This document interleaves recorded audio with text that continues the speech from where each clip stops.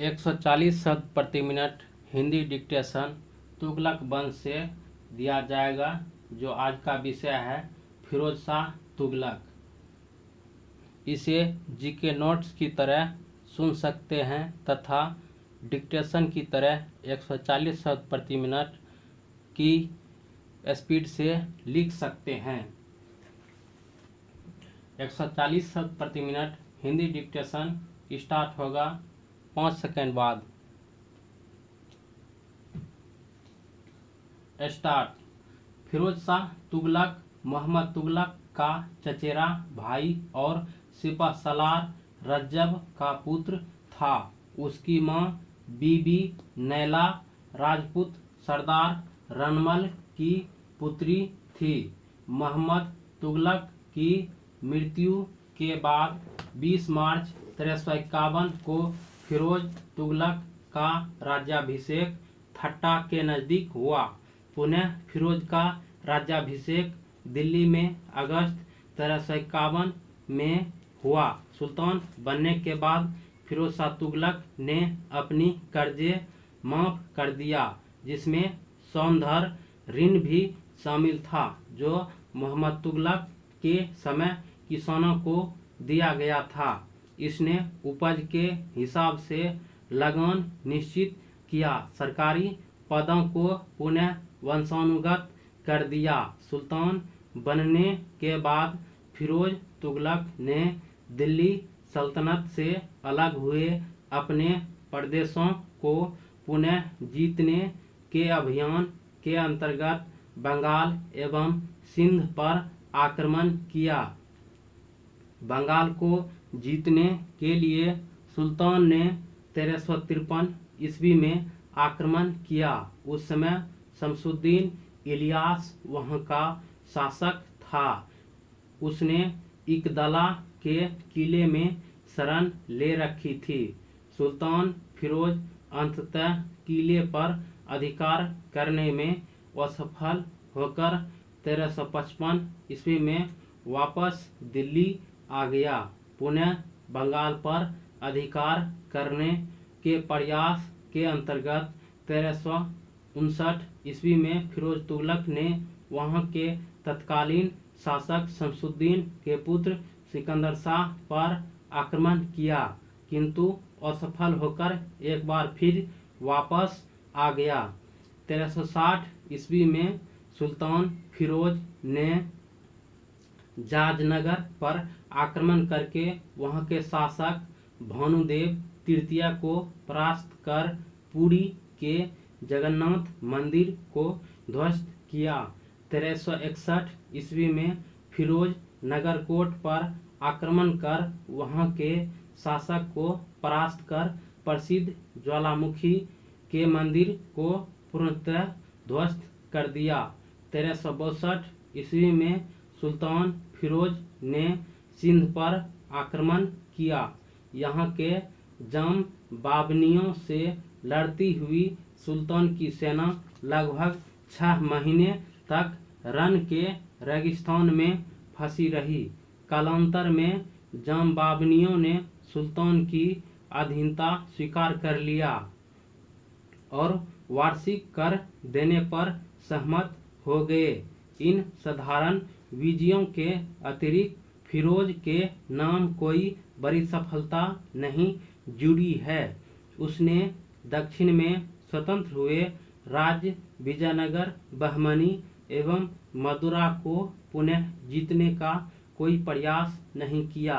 इस प्रकार कहा जा सकता है कि सुल्तान फिरोज तुगलक ने अपने शासनकाल में कोई भी सैनिक अभियान साम्राज्य विस्तार के लिए नहीं किया, और जो भी अभियान उसने किया वह मात्र साम्राज्य को बचाए रखने के लिए किया।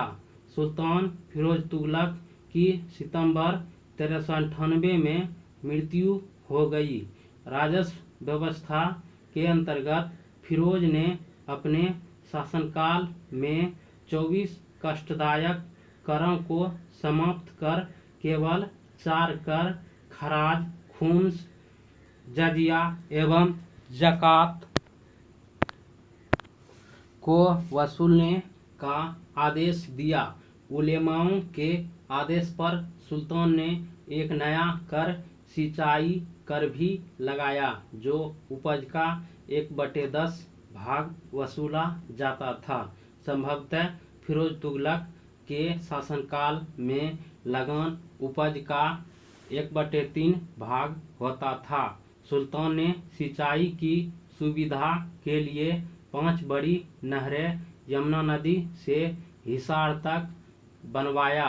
सतलज से घग्गर नदी तक 96 मील लंबी सिरमौर की पहाड़ी से लेकर हासी तक, घग्गर से फिरोजाबाद तक एवं यमुना से फिरोजाबाद तक निर्माण करवाया।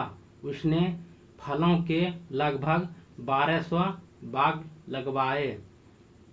आंतरिक व्यापार को बढ़ाने के लिए अनेक करों को समाप्त कर दिया।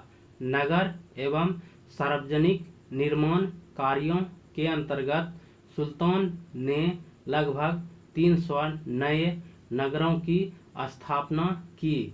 इनमें से हिसार, फिरोजाबाद, फतेहाबाद, जौनपुर, फिरोजपुर आदि प्रमुख थे।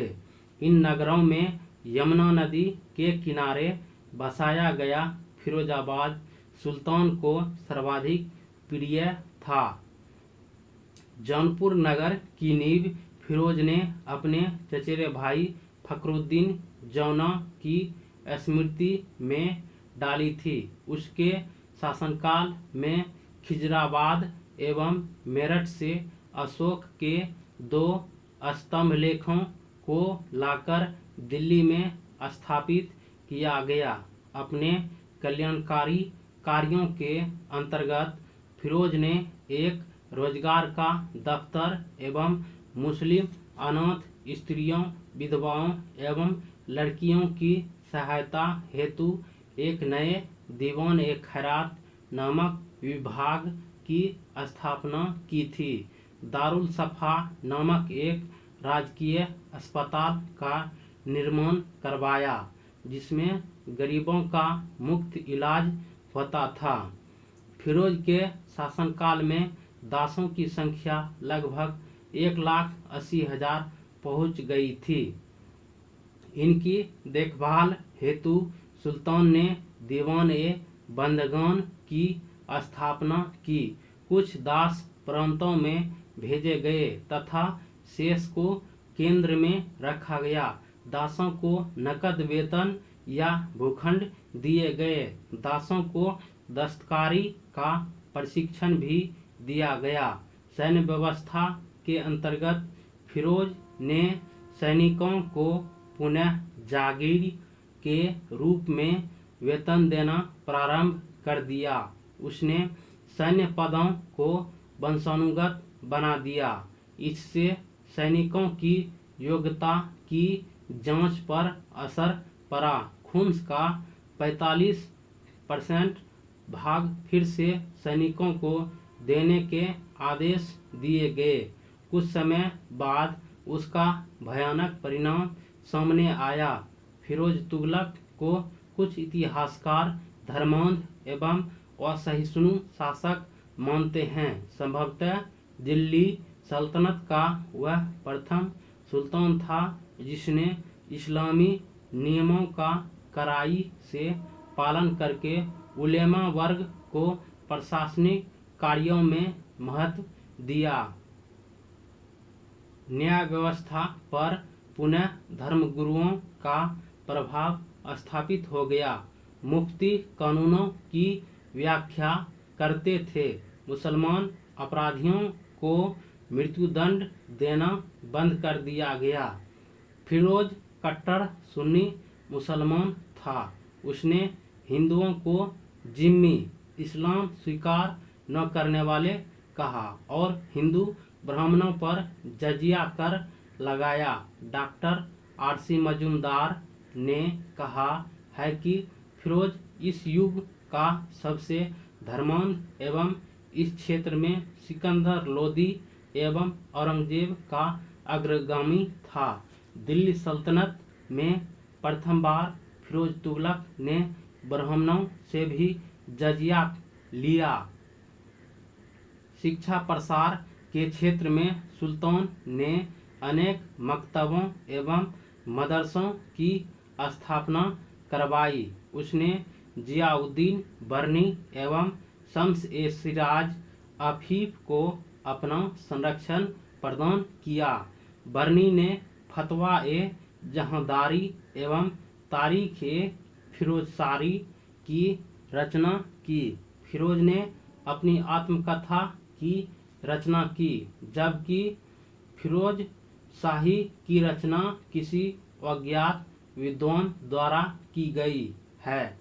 फिरोज ने ज्वालामुखी मंदिर के पुस्तकालय से लूटे गए 1300 ग्रंथों में से कुछ का एजुद्दीन द्वारा दलाइले फिरोजशाही नाम से अनुवाद करवाया।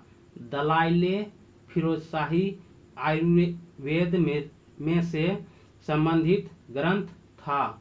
उसने जलघरी का आविष्कार किया। अपने भाई जौना खां की स्मृति में जौनपुर नामक शहर बसाया। सुल्तान फिरोज शाह तुगलक ने प्रशासन में स्वयं घूसखोरी को प्रोत्साहित किया था। आफिफ के अनुसार सुल्तान ने एक घुड़सवार को अपने खजाने से 1 टका दिया ताकि वह रिश्वत देकर अर्ज में अपने घोड़े को पास करवा सके। फिरोज तुगलक सल्तनत कालीन पहला शासक था जिसने राज्य की आमदनी का ब्यौरा तैयार करवाया। ख्वाजा हिसामुद्दीन के एक अनुमान के अनुसार फिरोज तुगलक के शासनकाल की वार्षिक आय 6 करोड़ 75 लाख टंका थी। उसके समय में इजारेदारी को पुनः बढ़ावा दिया गया। समाप्त।